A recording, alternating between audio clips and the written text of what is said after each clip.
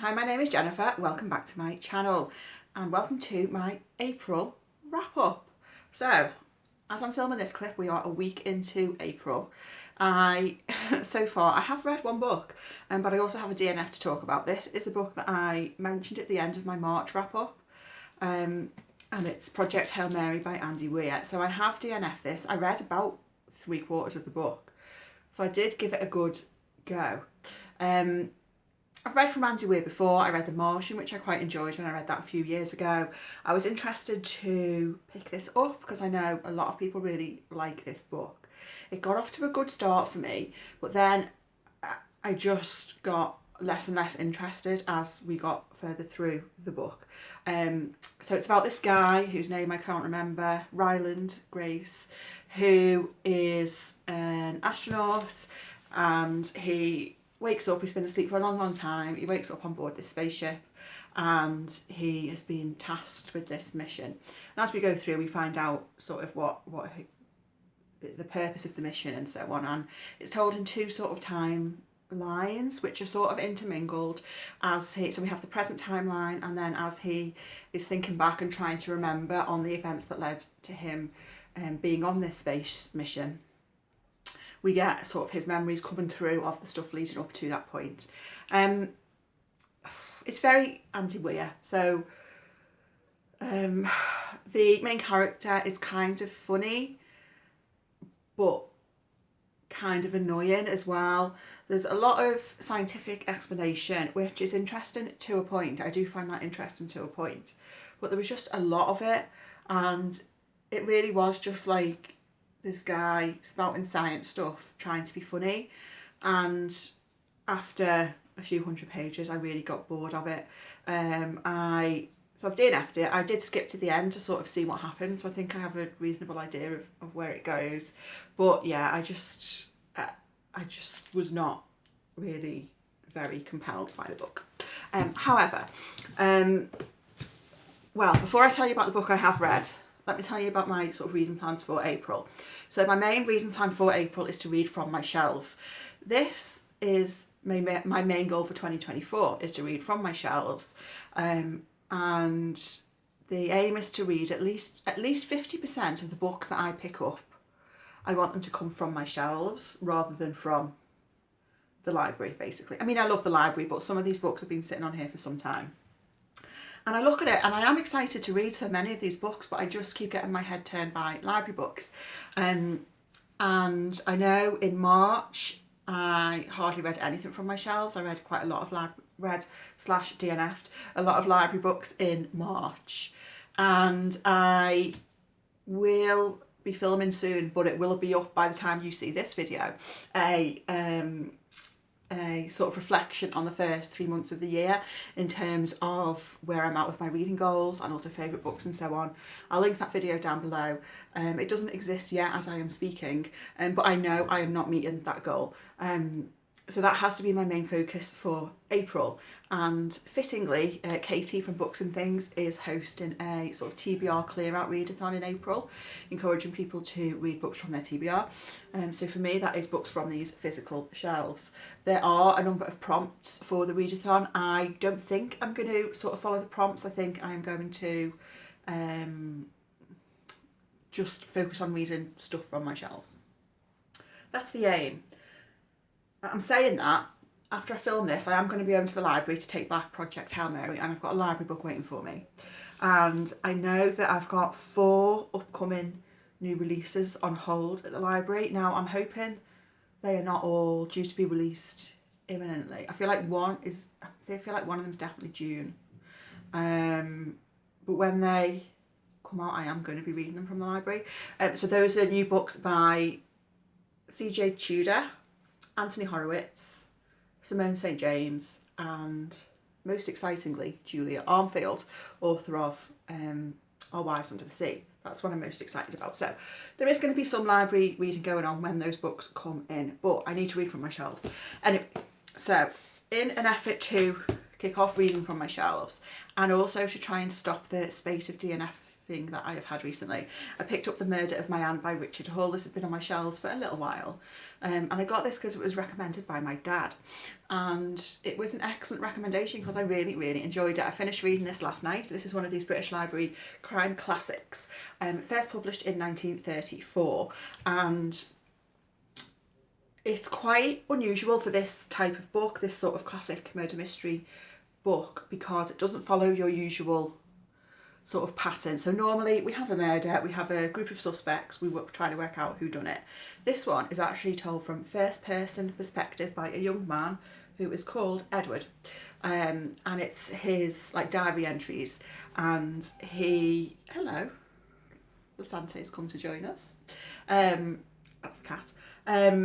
So Edward, it's his diary entry, so it's first person perspective. He lives with his Aunt Mildred in this little town in Wales, and he doesn't really like living with his Aunt Mildred, and he doesn't really like the place that he's living. She's attacking a bag. I think she's going to start eating it in a minute. It's paper, but anyway. So yeah, so he doesn't really like living there. It's part of his inheritance that he has to stay living with her. And as you might be able to guess from the title, he starts to plot his aunt's demise. She's playing with her toy.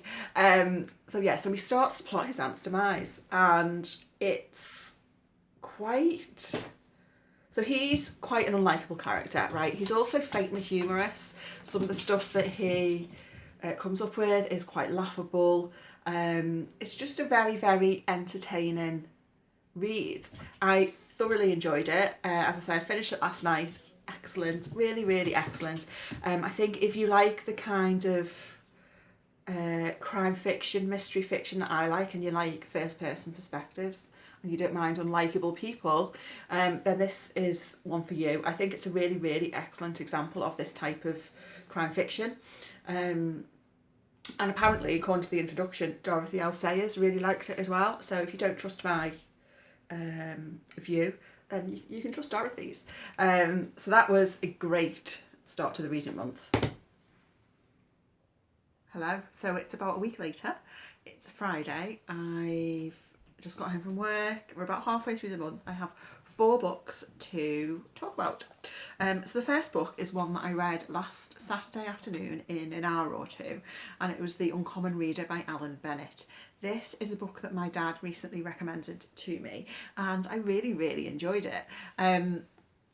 So this is a tiny little book. It's only about 100 pages long, just over 100 pages, and it's a novel about the Queen, as in Elizabeth II. And in the book, the Queen discovers this love of reading. So there's like in the story, there's a mobile library that comes to the palace or something for like the staff that work there. And then she discovers this, and she starts to she takes a book out, and then she discovers this love of reading, and to the point where she sort of is starting to neglect her duties. It's very funny, and there's a lot about the love of reading, which I really, really like. So if you like books about reading, then I'd recommend this one. It was a lot of fun. There was a little sentence I wanted to read out because I really, really liked it. And it says, what she was finding also was how one book led to another. Doors kept opening wherever she turned, and the days weren't long enough for the reading she wanted to do. And I think we can all associate with that. Yeah, it was honestly so much fun. I've never read any Bennett before, but I really, really enjoyed it. I'd definitely recommend that. Then I read The Lighthouse by Alison. This was actually a reread for me. I read it a number of years ago, but my memory of it was that I liked it, but I didn't really remember much about it. The reason I reread it is because I read it for my library book club. We are meeting tomorrow morning. So this was on the Booker shortlist in 2012.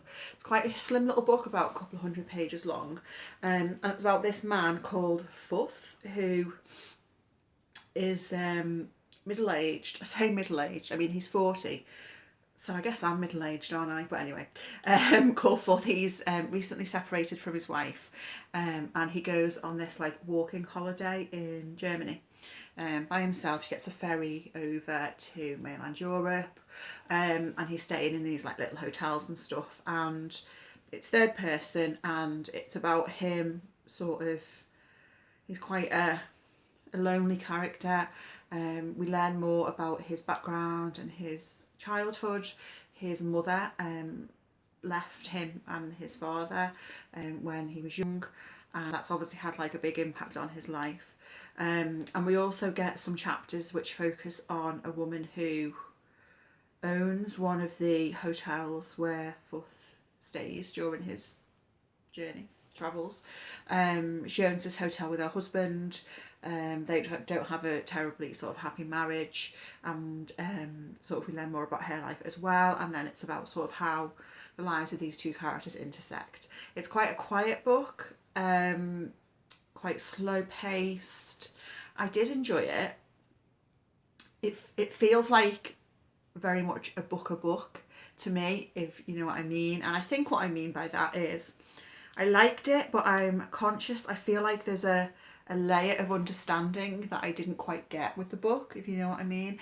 But I did like it. I'll be interested to see what the other people in the book club think of it, because generally speaking we don't tend to have a very good track record with books. But we'll see. But yeah, I quite like that. The next two books are books that I picked up from my shelves, because I am trying to read from my shelves. The first one was actually a DNF. This is Nevermind by Edward St. Aubyn. This is the first in a series of books, and the series is meant to be quite autobiographical. I got this in my advent calendar, not last Christmas, the Christmas before, I think. That's how long it takes me to get around to read these books. And I remember someone commented on that advent calendar video to say that this was a good book, but that, you know, to be aware that there was some difficult subject matter in here. I don't know, how much did I read? Maybe 40 odd pages. It's about a young boy called Patrick. In this one, Patrick is 5 years old, and it's him and his family and their life, and people are pretty horrible. His dad is just the worst person ever. And I got to a point where I was like, I'm not sure if this is going to be for me. So I looked up some reviews. I looked up like content warnings and stuff, so I knew where it was going to go. And I decided to DNF it, really just because of the subject matter, and it's just a lot. I mean, it's a very, you know, well regarded series of books. I think the later books look at the character Patrick, which is like based on the author, as an adult and sort of dealing with trauma and stuff. So but yeah, not for me, so that's a DNF. And then I just finished this next one on my lunch break today at work. This is Trial and Error by Anthony Berkeley. This is a crime novel, first published in the 30s, I think, 1937. So Anthony Berkeley is one of my favourite Golden Age crime authors. This one has quite an interesting premise. So our main character is called Mr. Todd Hunter, and he finds out that he does not have long left to live. And he tries to determine how best to sort of make use of the time he has left. And the book opens with this sort of philosophical conversation he's having with some of his friends and acquaintances around would you, if you kill someone whose death would benefit a lot of people, so, you know, kill someone horrible basically who's making a lot of people unhappy, would that be like a good deed, a good thing to do? So his friends don't know that. They all think it's a purely philosophical conversation, but for him it's actually something that he is mulling over, and he does decide that he does want to find someone to kill, someone who I guess deserves to die. So we follow him as he sort of settles on his victim. It's quite, what can I say?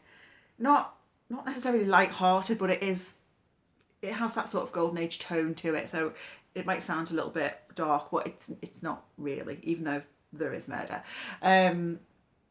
So yeah, so we see him as he sort of is trying to settle on his victim and sort of work out what he's going to do, and we see a lot of the aftermath as well and what happens as a result of that. So I don't want to give anything away, but I really enjoyed it. It was quite a sort of a unique premise, you know, rather than sort of the usual someone's murdered, here's your group of suspects who done it.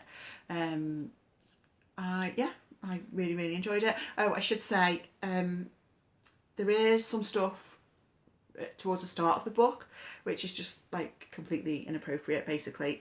It only really seems to happen at the start for some reason, just a few comments that people make, which, I mean, certainly to a modern reader, you know, yeah, is not acceptable. Not that it was ever acceptable.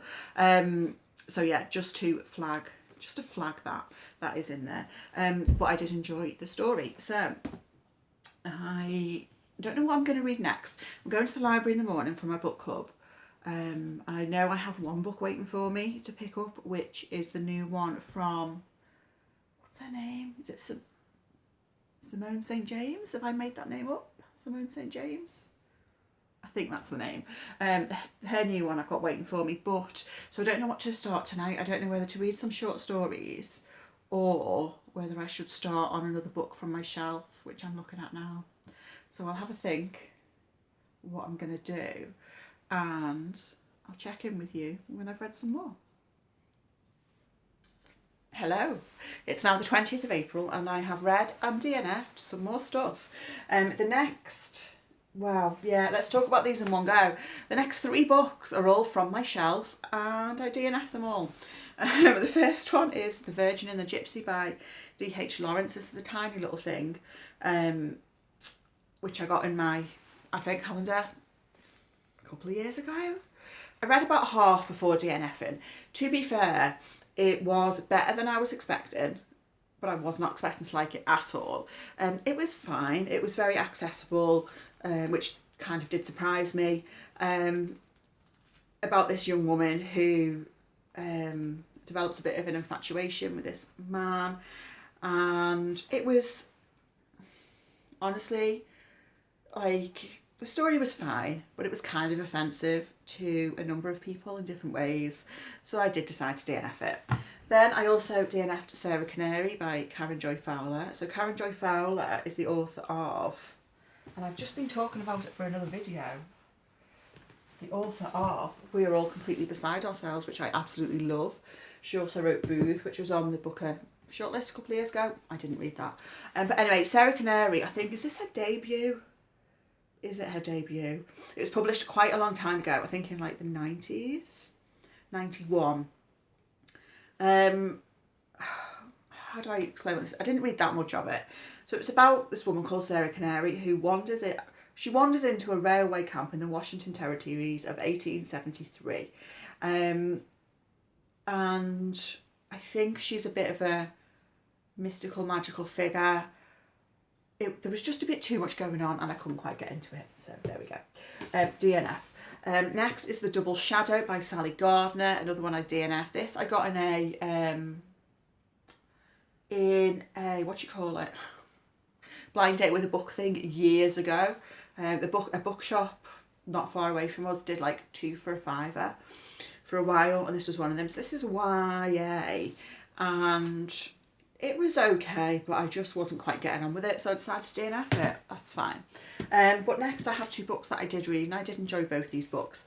Next is a library book. This is Murder Road by Simone St. James. I can't remember what this is about. Cut that out while I check. Oh yes, I remember.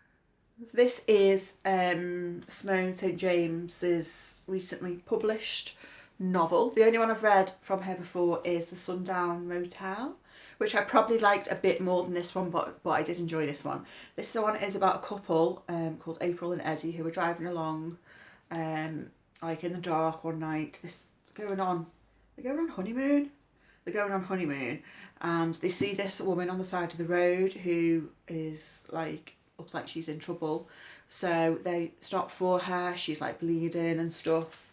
and then the woman like gets in the car and they're going to take her to hospital, and then the woman says, "I'm sorry, he's coming." So yeah, they become sort of embroiled in this this case. The woman goes to hospital right at the start and dies, and so obviously the police are suspicious of this couple, and they find out there's been other sort of mysterious stuff happening on this stretch of road in the past. I did think it was very, very creepy in points, actually. I thought that was really well done. And yeah, like a really sort of entertaining, enjoyable read. And then a book that I have just finished. This is one that did come from my shelf. This is The Private Joys of Nnenna Maloney by Okechukwu Nzelu. So I've read, I think this is his debut novel. I've read Here Again Now by him a couple of years ago, which I really loved, probably like more than this one. But I did like this one. So this apparently is YA, which I didn't realise until I'd sort of was a little bit into it, and then I logged it on Storygraph and it came up as YA. So I was like, okay. So it's about a young woman called Nnenna who is at university. She lives with her mother, Joni. She has never known her father. She doesn't sort of really know anything about him, and her mother's never told her anything about him, but she sort of wants to know more about, because he is Nigerian, her mother is white, and so sort of Nnenna wants to know more about her heritage from her father. The book is told in a couple of different timelines. So we have Nnenna in the present day, we have also Joni in the present day, and then we have Joni in the past when she herself was at university and she met Nnenna's father. I did like the book. I thought it looked at lots of interesting themes. However, for me, it felt like there were too many plot lines going on. It lacked focus, I thought. It wasn't difficult to follow who was who, but there was just a little bit too much going on. I felt like there was just a lot thrown into the book. But I did think it was a good book, and I did enjoy it, and I would recommend it. So that's what I've read so far. I'm going to the library this morning to pick up 2 more new releases, which I'm very excited about. So I've got the new one from CJ Tudor and the new one from Anthony Horowitz. So I am going to be reading them straight away. And after that, I think I need to focus more on reading from my shelves, which is my main goal of 2024. I've just filmed my Q1 review and sort of goal checking video, which will be out by the time you see this, so I'll link it down below. And yeah, I need to make more effort to read from my shelves, but I am going to go and get those library books right now. Okay, so I have read 2 more books. First up is Hangman by Binyam. So I picked this up because it was on the Women's Prize for Fiction long list this year. It sadly didn't make the shortlist. I actually think it would have been a worthy winner because I loved this book. I absolutely loved it. I do feel like this is a bit of a Marmite book. I've heard some people sort of really not get on with it, and I can understand that because it's quite a surreal book and it's not quite like anything I've read before. So we follow our narrator who is boarding a plane back to his home country. He has been in exile for many, many years. We're told on the blurb that he's going home to sub-Saharan Africa after 26 years living in exile in America. Although I don't think we're specifically told in the book itself exactly sort of where he's from or where he's going to. So the book is told in a very unusual style. It is told in first person and it is sort of very matter of fact. The narrator doesn't seem to really know a lot about what's going on. He has just been told to board this plane, given these plane tickets, and told he's going back home to his family. He's going to visit his brother who is dying. The narrator often doesn't really seem to sort of know his own mind. Quite often when he is faced with decisions, even seemingly very simple decisions, he doesn't know what to decide. So an example from the very early pages is when the flight attendant asks him, a flight attendant asked if I preferred coffee or tea. I thought about it but didn't think I had a preference. She tried another language. When she said it like that, I realised I preferred coffee. I think what this book does really, really well and really effectively is explore, explore the individual's agency over their own life, their own life choices. I think it explores lots of sort of social issues in a really fascinating way. So obviously around migration, exile, different cultures.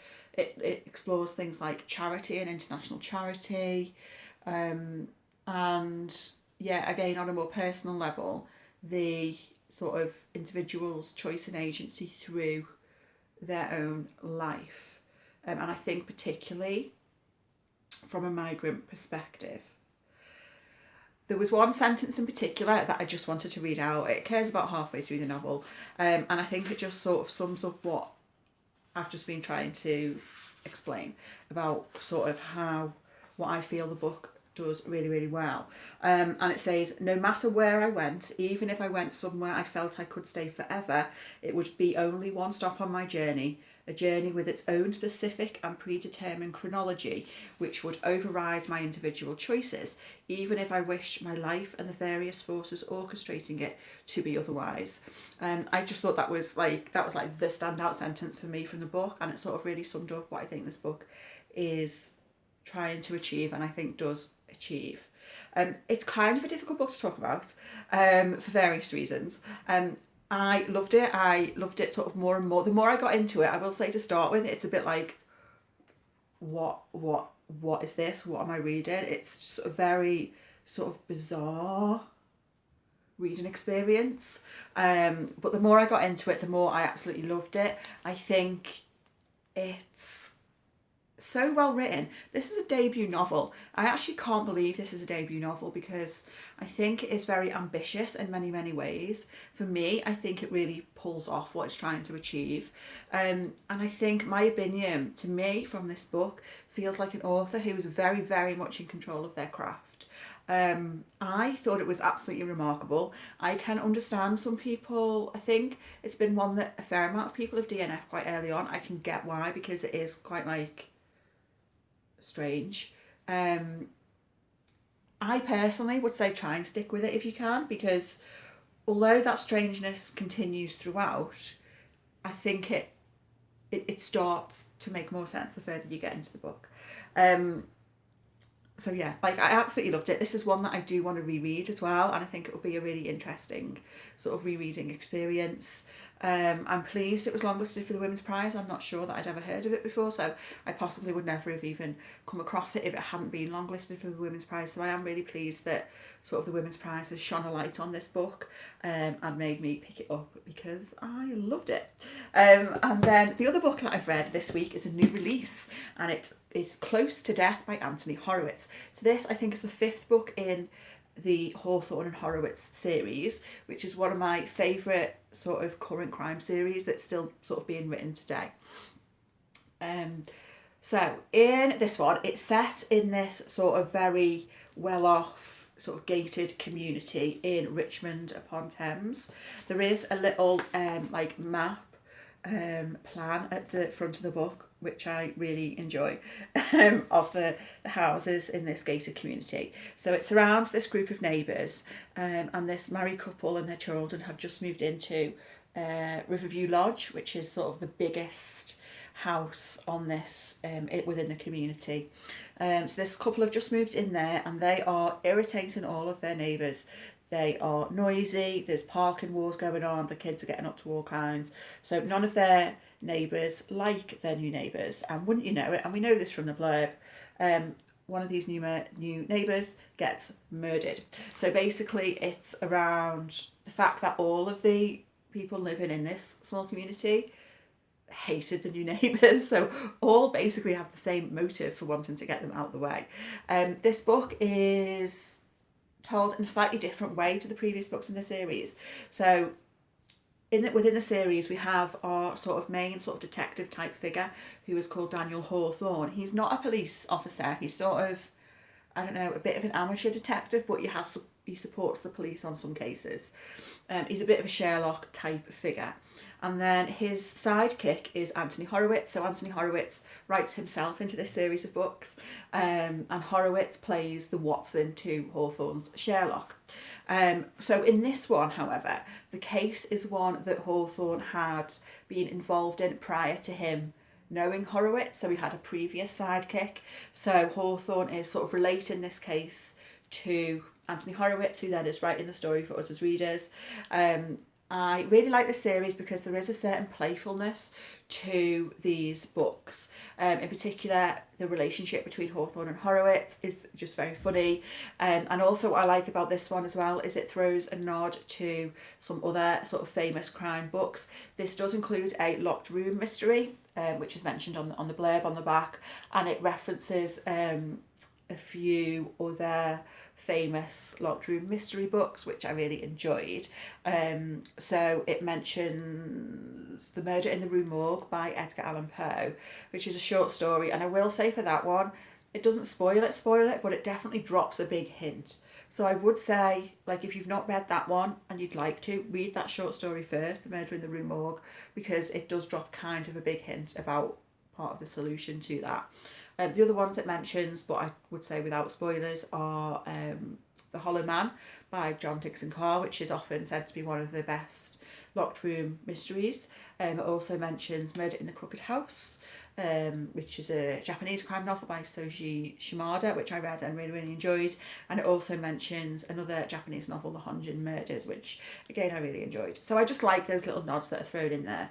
I will say this is probably not my favourite of this series, but I really, really enjoyed it. I always have a good time with Anthony Horowitz's books. I always really look forward to them coming out. I think I was first in the queue for this one at the library, which is always very pleasing. This is a series whereby I would recommend starting at the start and working your way through. They can be read as standalones because the individual sort of crimes and mysteries in each of the books in themselves are standalones. But just in terms of the relationship between the two sort of main detective-y type characters, I think you would benefit probably from reading that from the start, and because that is really sort of my favourite thing about this series. So the first one in the series was called, I think it was called The Word is Murder. Let me see. Yeah, it was. First one in the series is called The Word is Murder, so I'd probably recommend you starting there and working through them. But yeah, this was just a really solid, entertaining read. Hello, it's now May, so I need to finish telling you about the books I read in April. I do have 2 more DNFs to talk about, and then I'll tell you about an audiobook that I really, really enjoyed. So the first DNF is How to Be Both by Ali Smith. I picked this up for the Ben Reads Good prompt for April, which is to read a book that won the Women's Prize. This won in 2015. It was also shortlisted for the Booker, and it's won and was shortlisted for a variety of other prizes, as is listed on the cover. I read over half of this book. Now, my history with Ali Smith is that I have read a couple of her books going back over 10 years. And I came to the conclusion that she was just a bit too experimental for me. So I've never sort of revisited her since then. This I got in my advent calendar a couple of years ago, so I thought I'd give it a go. And I remember when this was first published because it's told, we have like 2 stories stuck together. One is about a Renaissance artist of the 1460s, and one is a more contemporary set story. In half of the copies that were published, we get the historical storyline first, in the first half of the book, and then the contemporary storyline, and then in the other half of the book that were published, we get the contemporary story first, followed by the historical one. And it was just random which one you would like pick up in the shop or the library or whatever. So I remember when it came out that being a thing. And I mean, I think that's interesting to a point. If I suppose it's probably more interesting if you then, you know, had a conversation with someone who had read the book the other way around to understand the differences in the reading experience. And there are links between the two timelines. So in this copy, the contemporary storyline comes first, which was just as well because I quite enjoyed the contemporary storyline. It's about a young girl, like a teenager called George, who is grieving the death of her mother. And art plays a part in George's story because she like visited Italy with her mother and saw these paintings. I don't know. It was all, yeah. I mean, it was fine. I thought it was okay. It was well written. It wasn't too weird for me. And it's the art that sort of connects the two stories. So what came second in my copy, the historical story, is about this painter and these particular paintings that he did. I mean, there's pictures in the, like, inside cover of, certainly of this edition of the book. For me, the historical bit was far more experimental in how it was written, to the point where I was like reading the words, but my brain could not make any sense of what I was reading, to the point where it was like, I mean, what is the point in me carrying on? I'm sure it's very good because it's obviously like won a lot of awards and stuff. But I do think Ali Smith is too experimental for me, really. I'm pleased that George's story came first in this because I thought I got on quite well with that one. If the historical story had come first in this edition, I probably just would have DNF'd it and not even like tried the second half of the book. So I think me and Ali Smith are no longer. And then my other DNF was The Bad Girl by Mario Vargas Llosa, who is from Peru. I think quite a well-known sort of thrillery writer. I don't know. Anyway, this is translated from Spanish by Edith Grossman. So this is narrated by at the start of the book, sort of like a 15-year-old boy called Ricardo, who meets this girl, falls in love, and then she disappears out of his life, and then later on she reappears, but she's going under a different name, and so she's sort of this quite mysterious figure. I didn't read too much of this because I think what I often don't get on with is books written by men with male narrators who are describing women, and I don't think it was anything sort of overtly gross, but it was just a bit icky and I didn't really like it. So that was another DNF. But finally, to finish on a positive note, for my book club at work, we've been reading The Fat Lady Sings by Jacqueline Roy. So I'll put a picture up because I listened to the audiobook, so I don't have a copy with me. So this is a book that was first published, I think maybe 20 odd years ago. And in the last few years, it was republished. It was part of Bernardine Evaristo's sort of collection that she curated of Black British authors whose work had in some ways been forgotten. And it was one of those books that were sort of republished. So as I say, I listened to the audiobook. The introduction is read by Bernardine Evaristo, which is really interesting. The book is set in a hospital on a psychiatric ward, and we have two narrators, two viewpoints that we're following.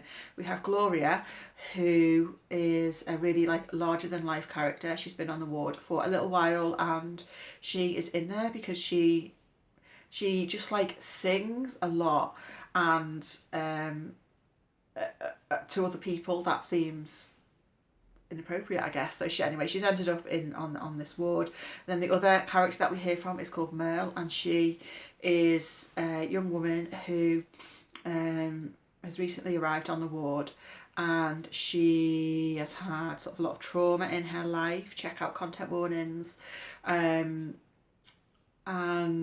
yeah, so she arrives on the ward. Gloria sort of takes her under her wing in many ways, there is humour in the book as well, particularly when you hear from Gloria's viewpoint. She is really quite funny, but Gloria herself has had some difficult times because she's grieving the loss of her partner, who was a woman, and so that sort of queerness features in the book as well. So Gloria talks about how from her partner's family, it wasn't sort of accepted and that sort of thing. So there's a nice sort of balance between some humour but also some like really more serious themes. So anyway, Merle, who's the one who's newly arrived on the ward, due to all the trauma she has experienced, she experiences auditory hallucinations. So I don't know what it looks like on the page because I've not read it physically, but on the audiobook, so you hear these other voices that come in and these sort of intrusive thoughts who speak to Merle and sort of belittle her and question her and put her down. I've not experienced that myself, so I can't speak to sort of the validity of the writing, but it seemed to me to be very well done. I thought the whole sort of aspect of mental health was dealt with really well. I thought the audiobook was excellent. Like, I would recommend the audiobook. I thought it was excellently narrated. The characters were really very vivid. I really enjoyed the book a lot. It is one that I would probably like to revisit in future. We haven't had the book club meeting yet. We're not meeting till like later on in May, I think. But I think it's going to be a really interesting conversation. It's one that I would recommend the book quite broadly, really, bearing in mind the content warnings, so around mental illness and trauma and grief and like self-harm, suicidal thoughts, etc. But yeah, it was a really sort of powerful book, actually. One that I've been meaning to read for a little while and one that has been recommended to me before. I thought it was really excellent. So that was my reading in April. I feel like I feel like one thing I've done a lot of in April is pick up books from my shelf and DNF them.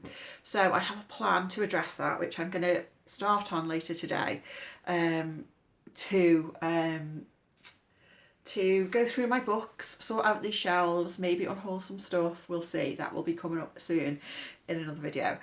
So let me know what you've been reading over April. Let me know if you've been reading any good stuff. Thank you for watching, and I'll speak to you again very soon. Bye.